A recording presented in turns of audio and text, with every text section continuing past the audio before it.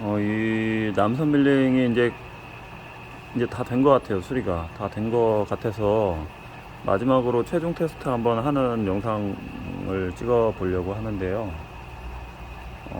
이 남선 밀링은 수리를 좀 많이 했나? 테이블 쪽을 좀 많이 했어요. 테이블 쪽을 여기 이제 테이블을 드러내고 테이블 연마를 했고, 그 다음에 복원했죠. 또 구멍 난 부분 복원하고 연마하고, 그 다음에 이 부분에 또 뜯어 보니까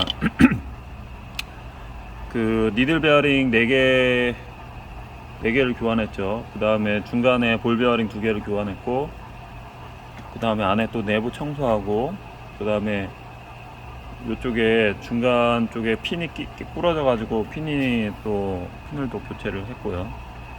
그 다음에 이제 스크류를 교환을 했습니다. 스크류는 신품을 한 건 아닌데 신품 A급 정도는 돼요. A급 정도 되고 너트 2개를 교환을 했죠. 근데 이제 이게 제가 그때 조립을 이제 할 때 요령이 아직도 기술적인 요령이 부족해서 급이송할 때 당겼을 때 이게 지금 당겼을 때 이제 이렇게 끼는 현상이 있었어요. 끼는 현상은 지금 없는데 이제 고쳤으니까요. 이렇게 자연스럽게 이제 돼야 되는데 그 기능이 안 돼가지고 조금 몇 번을 뜯었다 조립했다 뭐 그런 과정이 있었고요. 그리고 이제 습동유 라인을 싹 다 고쳤죠. 습동유 라인을 한 하루 정도 해가지고 하루 이틀 정도 고친 것 같아요. 습동유도 여기가 이제 알루미늄이었는데 동파이프하고 PVC 우레탄 호스로 바꿨어요. 근데 이제 우레탄으로 가능하면 동으로 하면 좋긴 한데 이게 제가 동을 꽂아 보니까 이게 빼내는 게 너무 어려워가지고 꺾이지가 않아요. 근데 꺾다가 보니까 너무 세게 꺾이면은 동파이프가 끊어져 가지고 요령이 부족해 가지고 했는데 그 우레탄도 상당히 뭐 한 10년 정도는 갈 것 같아요. 10년 정도. 그리고 그 다음에 또 여기 헤드 쪽에 보면은 요 부분이 아까도 그 스타팅 레버를 뜯었을 때 요 부분이 조금 문제가 있어 가지고 요거 조정을 했고요. 그 다음에 이제 요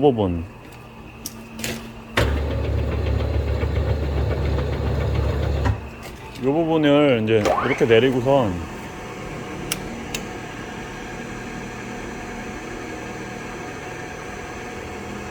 이제 내려가면은 이렇게 딱 걸리면은 이게 딱 멈춰야 되는데 계속 내려가더라고요. 그래서 이제 여기 이쪽에 안에 이물질이 끼어가지고 그런 거더라고요.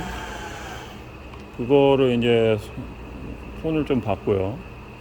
그 다음에 이제 디지털이 원래는 이제 좀 오래된 디지털이었어요. 근데 이제 이 부분을 이제 커넥터를 새로 이제 교환을 해가지고 이거를 신품으로 바꿨는데 이거 신품으로 하는 비용이 30만원 나왔습니다. 그 다음에 또 뭐 했지? 기억이 안 나네. 그 다음에 이제 이 동심도 잡는 것 때문에 다이얼 게이지 걸고 한번 작업을 했고요. 그 다음에 이제 고무판이 좀 안 좋아서 고무판 밀링 커버를 새로 바꿨고요. 그 다음에 이제 스위치류가 요거 그다음에 요거 이제 바꿨고요. 그 다음에 안에 내부 청소 좀 테이블 걷어내고 이제 내부 청소 좀 했고요. 그래서 지금은 이제 작동이 이제 여기에서 딱 이거를 이제 킬 때 반드시 이거는 이제 중립에다 놔야 돼요. 중립에다 놔야 되고 이렇게 걸어주고 이렇게 브레이크 이렇게 잡고. 근데 이제 요 부분이 이제 이렇게 하잖아요. 그러면 이제 이쪽이 조금 약한 경우에는 이 드라이버를 하나 챙겨가지고 일자 드라이버를 여기를 살짝 조여 주셔야 돼요. 이쪽을 이렇게 이 정도로 조여주면은 이게 브레이크가 딱딱 걸려요.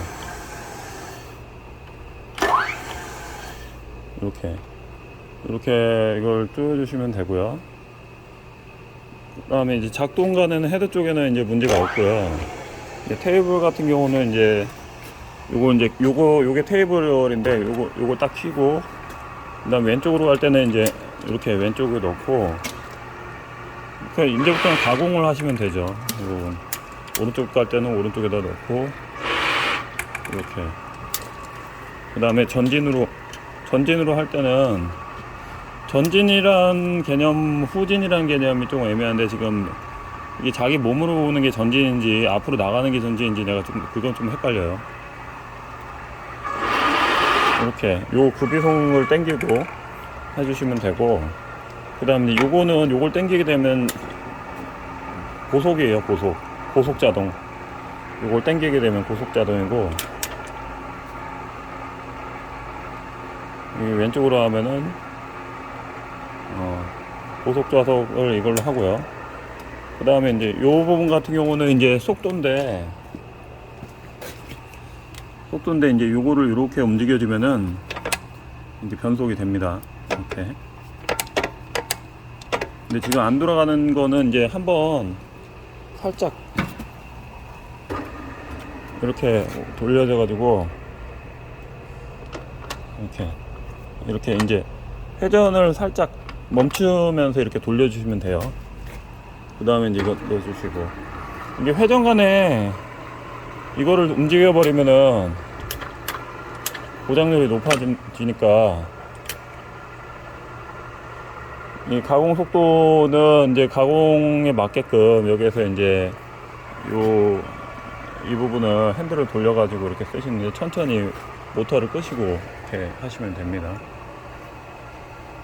그리고 이제 헤드 쪽은 제가 좀 설명이 미흡했는데, 헤드 쪽 같은 경우는 이제 요 부분이 기어가 들어간 상태고, 요 부분은 기어가 빠진 상태예요. 그래서 자동을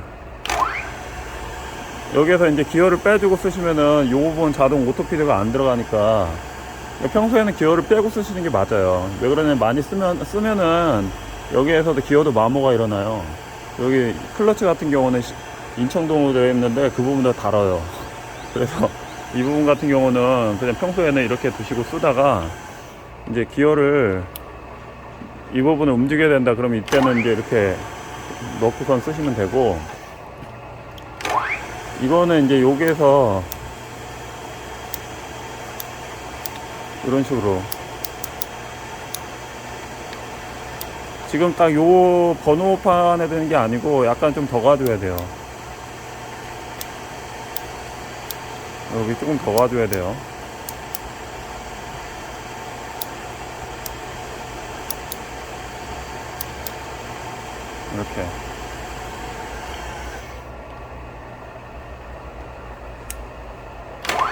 이렇게 쓰시고, 그 다음에 이제 요 부분 같은 경우는 이제 저속 고속이에요.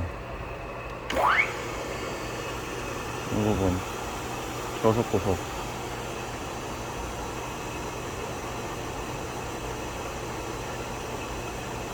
그 다음에 요거는 이제 뭐냐면은 자동으로 이렇게 딱 내리잖아요. 그러면 이제 이 부분으로 걸림턱을 딱 줘가지고 더 이상 내려가지 못하게 스톱 역할을 해주는 거고요. 그 다음에 이제 가공을 하실 때는 이게 예를 들어서 이제 이렇게 뽑아놨잖아요. 뽑아놓은 상태에서는 요걸 잠궈 놓고선 가공을 하셔야 돼요. 요거를. 근데 이거를 이제 면을 세게 치잖아요. 그러면 이거 올라가요. 이 부분도. 그래서 실제로 면을 페이스 커터로 밀 때는 이걸 완전히 이렇게 올려놓고선 딱 부착을 해놓고선 이거 이렇게 잠궈 놓고 하시면 돼요. 그 다음에 이제 이 척을 뽑아야 될 때 뽑는 거를 이제 모르실 수가 있는데, 여기서 보시면은 요걸 이렇게 요거를 잡고 요 부분을 이렇게 돌려요. 그러면 이제 요 너트가 위로 올라오지가 못해요. 딱 이거는 정위치예요. 가만히 그냥 뱅글뱅글 이 안에서 도는 거예요. 그래서 이거를 이렇게 돌려가지고 요거 위에 헤드를 자꾸 돌리면은 볼트가 이렇게 밑으로 쭉 뽑히면서 이 척이 빠져나와요. 그럼 빠지면은 그 다음에 이제 어느 정도 빠져가지고 이 홈에서 어느 정도 이탈이 되면은 그때는 손으로 돌리면 쏙 떨어집니다. 그렇게 쓰시면 됩니다. 그리고 이제 요거는 호리젠탈인데 호리젠탈도 마찬가지죠. 회전간에는 이거를 이제 움직이시면 안 돼요. 회전간에는. 그러니까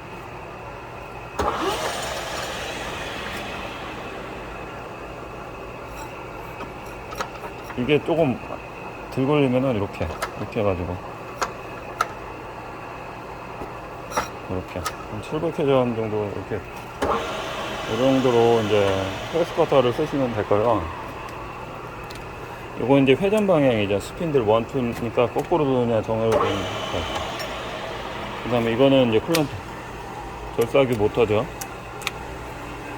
이거 꺼주시면 되고, 요 안에는 이제 그 전자접촉기가 있어요. 전자접촉기가 이렇게.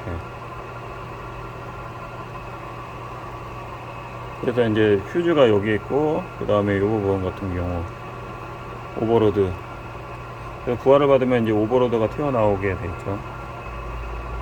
이게 380V라는 증거입니다. 이게 다운트랜스가.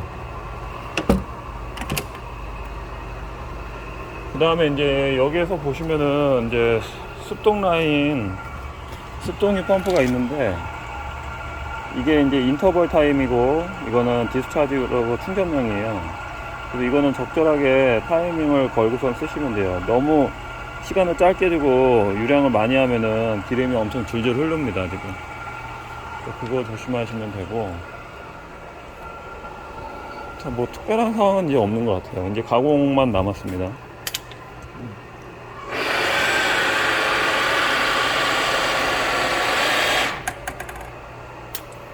이상입니다.